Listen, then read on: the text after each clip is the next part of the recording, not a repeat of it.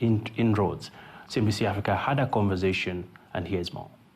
The African philanthropy trends, we have a majority of grant-giving philanthropy, but one of the big trends now is that there's different modalities of implementing this philanthropy, and we're seeing the emergence of this sort of unrestricted giving, where the donors give to local NGOs with no strings attached, and no questions asked. This is emerging as a trend. And in conjunction with that, we're also seeing the emergence of what we call philanthropy middlemen, which bridge, the donors with, the local NGOs that they consider to be the most impactful and the most trustworthy.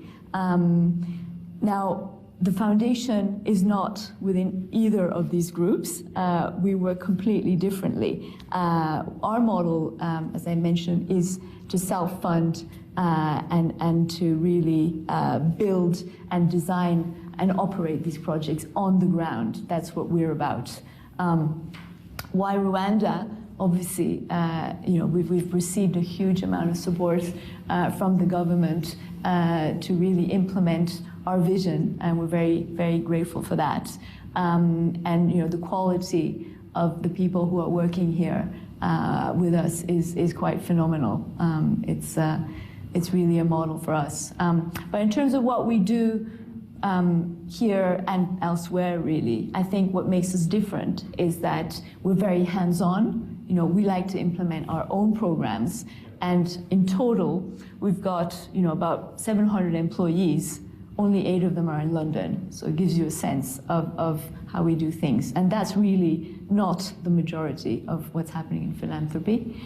We also, I think, have a private sector and business kind of concept that we implement in the way we do development, which is particular.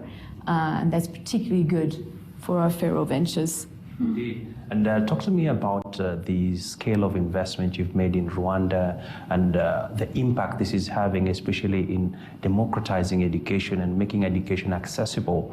And how important is this in plugging in the labor force skills gap that do exist within Africa? Absolutely. So in Rwanda, we're only just starting out, to be honest. We started our school in September 2023. And we now have about 102 children in the school.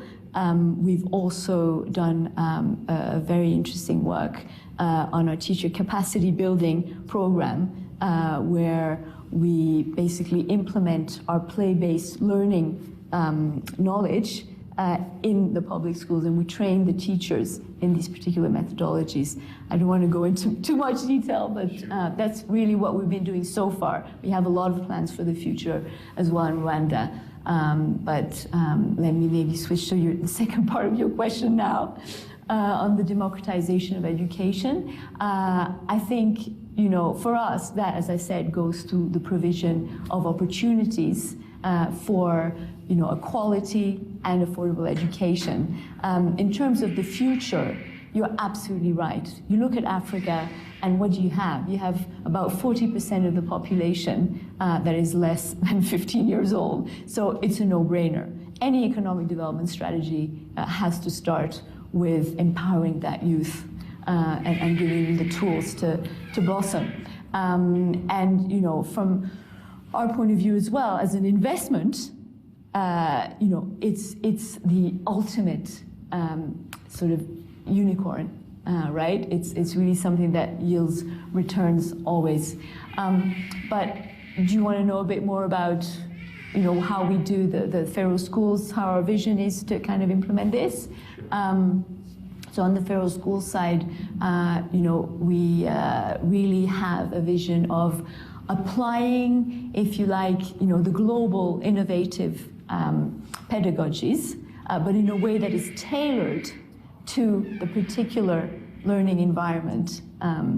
So for instance, at the end of the day, what we want is for our pupils to be global citizens, but to be global citizens with a local awareness and to be locally rooted in the spirit of Umuganda. But yeah, that's the kind of view. And the other sort of forte, I think, for us is that we like to, have pupils who end up with an appreciation of data, research, experimentation. And at the end of the process, we end up with children who are very, very good in the science, technology, engineering, and math fields. And that's not just, subjects. It's actually an approach to the world, right? It's the sort of critical thinking that enables you to really decode the world and to have that curiosity as a driver. The initiatives that you are pushing across when it comes to food security and, of course, fixing the water situation. Tell me more about this and how is this linked to your original opening remarks? Okay, so food security, again, how it links to the opening remarks is it's all about self-reliance for us. This is very much what we care about, and that's got to start with feeding yourself from a very basic standpoint. But you look at Africa again, and the stats are that if you look at the world's uncultivated arable land, 60% of it is here. So the fact that 1 out of 5 people, at least, is food insecure here is shocking. So for us, it's definitely critical to address this. How we do this? We start, as you said, with the solution to the water problem, right? The lack of water infrastructure in the region makes it very, very difficult to drive economies that are all about agriculture and livestock. So on the waterfront, we've done a lot of work both in Ethiopia and Somaliland so far, but mostly in Somaliland, where most of what we do is to build what we call Hafir dams. So they're rectangular catchment basins that store the water both for livestock and for human use during the dry seasons. They're very large. They hold about 20,000, 30,000 cubic meters. The special thing we do is that we put these plastic geomembranes on them, which are quite high quality, to prevent the seepage of the water into the soil. And we have, so far, 3 of them completed, 2 of them are underway, and we have plans for another 3 in Somaliland. But that's just the first part of the job on the food security side. So we also have agricultural projects, and here what we really focus on is the knowledge gaps in smallholder, high productivity agriculture techniques.